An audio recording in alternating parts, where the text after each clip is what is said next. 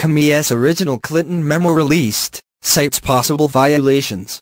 Ex-FBI Director James Comey's original statement closing out the probe into Hillary Clinton's use of a private email server was edited by subordinates to remove 5 separate references to terms like grossly negligent and to delete mention of evidence supporting felony and misdemeanor violations, according to copies of the full document. Comey also originally concluded that it was reasonably likely that Clinton's nonsecure private server was accessed or hacked by hostile actors, though there was no evidence to prove it. But that passage was also changed to the much weaker possible, the memos show. The full draft and edits were released on the website of Senate Homeland and Government Affairs Committee Chairman Ron Johnson, RWIS, providing the most complete public accounting to date of Comey's draft and the subsequent edits. The draft, released in full for the first time on Thursday, offers new details on the FBI's Clinton investigation and controversial conclusion.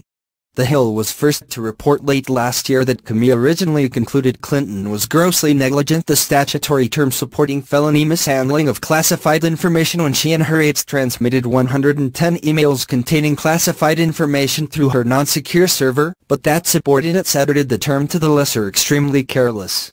The full draft, with edits, leaves little doubt that Comey originally wrote on May 2, 2016, that there was evidence that Clinton and top aides may have violated both felony and misdemeanor statutes, though he did not believe he could prove intent before a jury. Although there is evidence of potential violations of the statute proscribing gross negligence in the handling of classified information and of the statute proscribing misdemeanor mishandling, my judgment is that no reasonable prosecutor would bring such a case, Comey originally penned.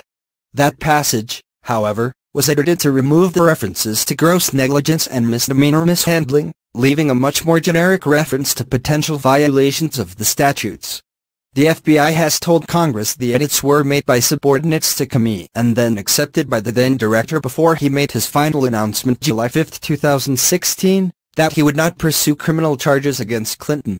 Johnson recently sent a letter to new FBI Director Christopher Wray demanding to know why such significant edits were made to Comey's draft and whether they were part of an effort by FBI subordinates to politically protect Clinton from a harsher assessment during the 2016 election. The edits to Director Comey's public statement, made months prior to the conclusion of the FBI's investigation of Secretary Clinton's conduct, had a significant impact on the FBI's public evaluation of the implications of her actions, Johnson wrote, noting recently released text messages show some senior FBI officials involved in the case harbored political hatred for Donald Trump or preference for Clinton. This effort, seen in light of the personal animus toward candidate Trump by senior agents leading the Clinton investigation and their apparent desire to create an insurance policy against Mr. Trump's election, raised profound questions about the FBI's role and possible interference in the 2016 presidential election, Johnson wrote. One edit that concerned Johnson was a decision to delete from Comey's original draft a reference to the FBI working on a joint assessment with the intelligence community about possible national security damage from the classified information that passed through Clinton's non-secure email servers.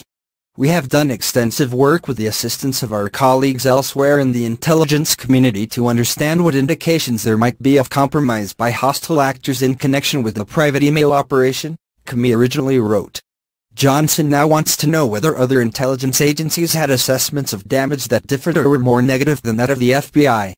Johnson also demanded the FBI provide him the editing comments in the margins of the Comey memo that were redacted before Congress was given the document, so lawmakers can better understand the intent of some of the changes that were made. The full document shows that when Comey first sent to his top deputies the draft statement May 2, 2016, announcing Clinton wouldn't face criminal charges, he imagined it would be part of an austere news conference where he took no questions from reporters. That event did not happen until 2 months later. I've been trying to imagine what it would look like if I decided to do an FBI-only press event to close out our work and hand the matter to the Justice Department, Comey wrote. To help shape our discussions of whether that, or something different, makes sense, I have spent some time crafting what I would say, which follows. In my imagination,